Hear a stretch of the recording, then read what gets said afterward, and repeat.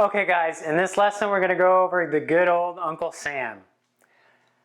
There ain't nothing but death and taxes and wealth tradies guarantees, partially because it goes off those first two, death and taxes, that are guarantees in life. So we're going to use that to our advantage because Uncle Sam didn't create this system just to tax us, because Uncle Sam isn't alive. So who's actually reaping this money? It's not Uncle Sam, it's the system. The system was geared to create and cultivate a society that wants to take extra risk. Uncle Sam knew that we were all children, even though we're adults. He knew that through good structure, pain and motivation, the only two things that make someone act and move, that he could create a system that could benefit everyone and not just the individual self. A way that is structured is through real estate. And the way taxes are taxed on real estate and investing in general.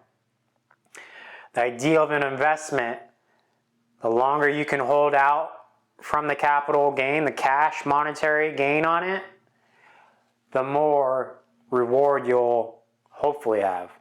There's more risk, so that reward, again, is still risky. With equity invoice contracts, though, we mitigate that risk for both parties because I understand, and I am both parties, a contractor and a homeowner, and all the other industries in between, an investor, real estate agent, wholesaler, creative financing, lending, you name it. So getting into just first the contractor side and any business in general, I mean real estate agents too, looking at section 179 deductions. This isn't a new thing. Equipment is very known, especially vehicles and machinery and all that stuff with contractors. Software may not be known with contractors, and the software you use for finding these properties, targeting clients, and getting revenue into your business can be deducted. I will preface this whole section. I am not a tax accountant. I am not a CPA. I am a business owner, so I have a very diverse background in those sections because I have to go hire those people, and those people that I hire and pay, even though they're licensed, aren't held accountable because there's a disclosure that they all sign, even the real estate attorneys, when you go do your title search and all that stuff. They'll insure stuff, but all the documents you sign for purchasing and transferring the property that they're checking for you, and usually they get held up and delay your shit for you. They have you a little nice little spot in there that says, hey, we hold no liability to anything you're signing. It's all on you. And that's the reality of life. Go use this industry and have to pay for this industry, yet they're not responsible for anything. The only thing they're responsible is for their license. And that's where you get them. You tell them, hey, if you're not going to respect this business transaction that we just had, I'm going to have to, go after your license. You did this wrong thing with your license. Have some fucking accountability. Again, pains and history and experiences that I've done, and this is the experience and journey that has created home equity invoice contracts. I know how simple it seems that, hey, why hasn't anyone else thought about this? They haven't. The idea and the concept is out there.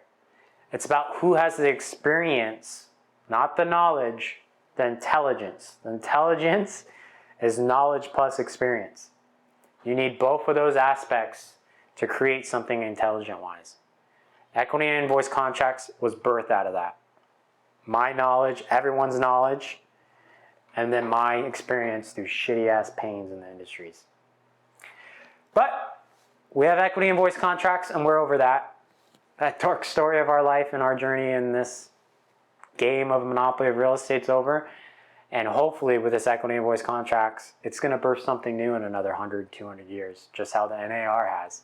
I mean, equity invoice contracts wouldn't be here unless we had an MLS system, an NAR system that my mind was starting to rack around of, hey, how do I replicate and make better this system that has plenty of pains and defaults that we're finally starting to see on a public mass scale. Looking now on the homeowner side, we look at depreciation. Depreciation, again, should already be known by a homeowner. If not, contractors and real estate agents should be making homeowners aware of this because it is a huge, huge benefit. Stop looking at the price tag and look at the asset. If agents keep getting homeowners just worried about the price tag, they're not seeing the value of the actual asset. And the more agents do that, the more agents become that. And then everyone loses the value of a home ownership. And the only people actually investing are investor homeowners, not homeowners, which they should be because they are a big population of the game. So what is depreciation? Depreciation is what it sounds like. It's stuff that degrades. Your house degrades. It doesn't last forever. Your paint, 15 years. Your floor, maybe 2 years. Depends what kind of floors you got. Those are cost. Again, Uncle Sam wants homeowners. He wants people investing. He wants people cycling his economy system. For him to do that, he's incentivized, hey, I'm going to give you an allowance, my child, of all this stuff that degrades, I'll cover. I'll allow you to depreciate it in the tax bill you give me. Some other unknown ones that a lot of people don't know about, especially for contractors and real estate agents that are going to be trying to do renovations with properties or even find or pitch homeowners, hey, you should do this renovation, are energy efficient products. Energy efficient products, again, this goes by state. There are some federal ones like windows, solar. Those are some big ones. The more you can make this more energy efficient, it helps all of us in society because it's less energy bill. Depending where you're at, if you're in a historic society or a historic district, if you're in a community that's trying to rebuild its community, there's rehabilitation incentives that those counties and governments and structures put out to try to, again, incentivize us, the children, to do those work because they can't do it themselves. It takes us as a community to work together. And the higher ups, our parents, decide, Uncle Sam, to give those out to us. So look in your local areas, and those are other areas you can target too. Hey, if I got a good marketing or if I know how to talk to a historic homeowner about rehabilitation work construction, which is totally different than new construction. A new construction contractor does new construction only because he knows it's a whole different ballgame when you get into rehabilitation work, rehab work. And then the final one that I want to focus on, which is the hugest one, is for contractors again. Long-term capital gains. And this isn't a new subject. Something that's been in our tax code for a long time and something that Uncle Sam has wanted everyone to use a lot. Yet, the avenues and the pathways and the bridges to use it are very limited right now, and it takes a lot of knowledge and resources to go out and get into it, even real estate itself. The investor, the homeowner aspect, the homeowner himself will get into the home before he gets into the investment side of the thing he just bought.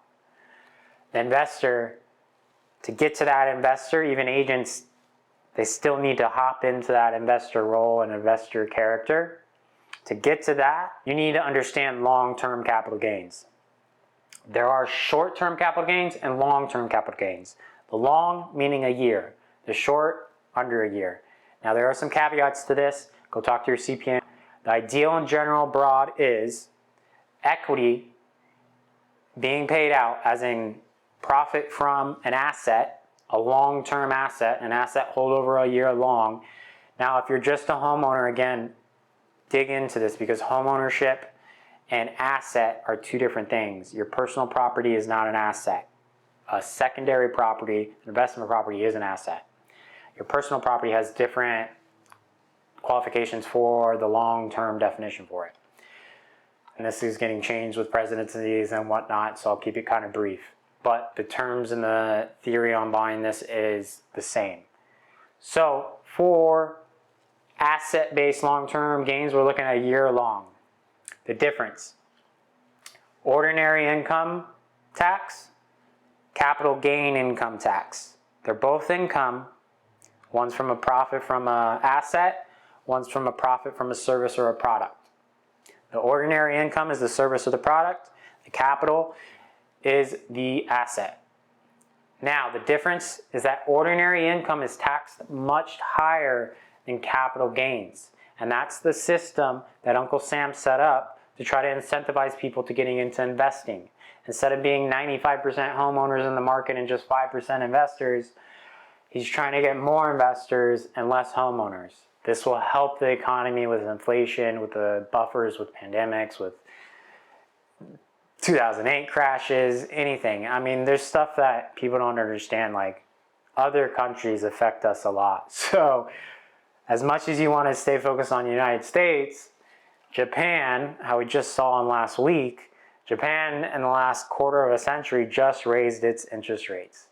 In 25 plus years, it just raised its interest rates. And guess what that did for America? Ours finally are getting dropped next month. I can guarantee you that.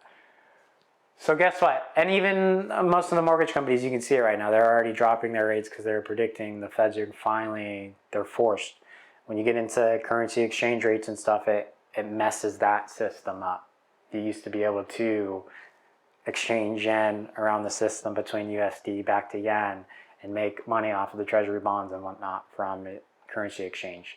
Now that Japan has increased its interest rate on its bonds and whatnot, you can't do that, which now affects the United States because the United States was a part of this system, whether they agreed to it or not, that hey, we can now transfer money back and forth between different countries and whatnot. So there's now this birth of a system that no one put into place.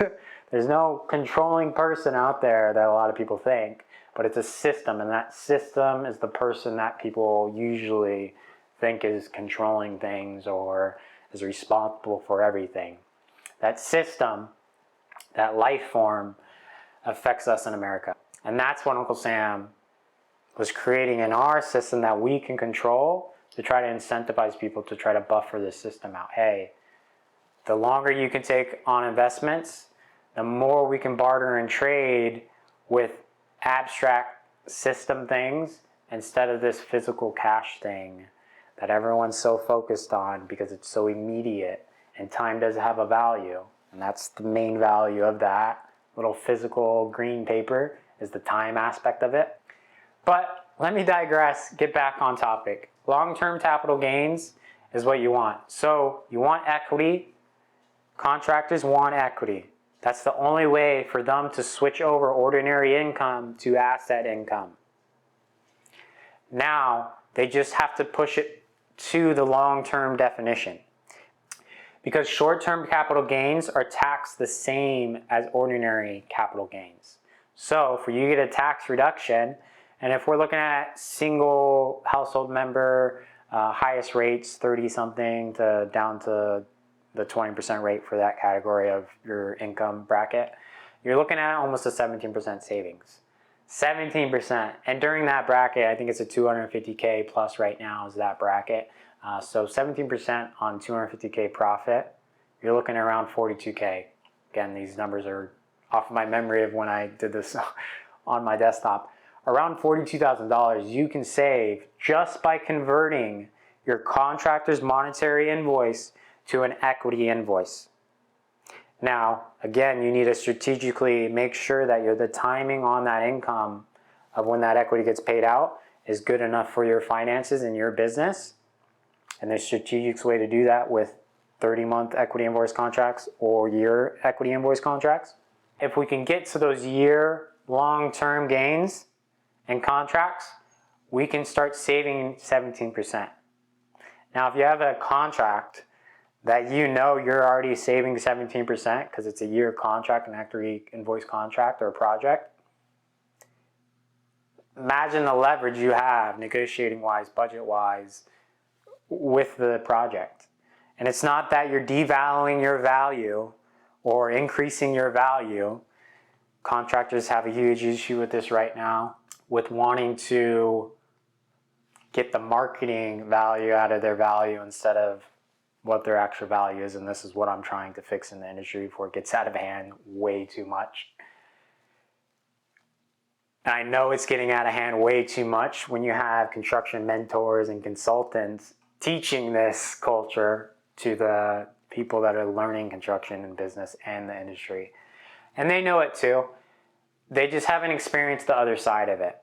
They've experienced their success and they're just trying to replicate their success for the next person. I get it, and there's nothing wrong with that. I'm trying to take a step back and look at the industry in a whole and not look at just contractors, but look at the homeowners, the actual end clients. Look at the real estate agents that can't leave this industry. Look at the investors that are overlooking everything, that wanting to keep saying something, but their words have very little power because of the mass of homeowners to investors. Again, Uncle Sam's trying to fix this ratio. Imagine if we had 90% investors and only 10% homeowners.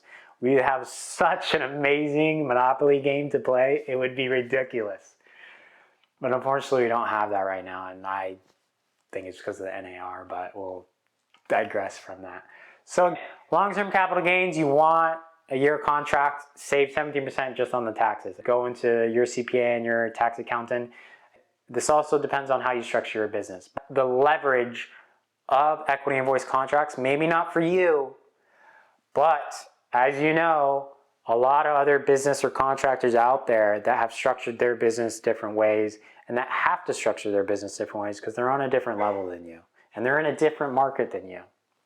So please don't just knock this off because you may have to move town, and who knows, your father-in-law's market may be completely different than the home construction market that you're used to.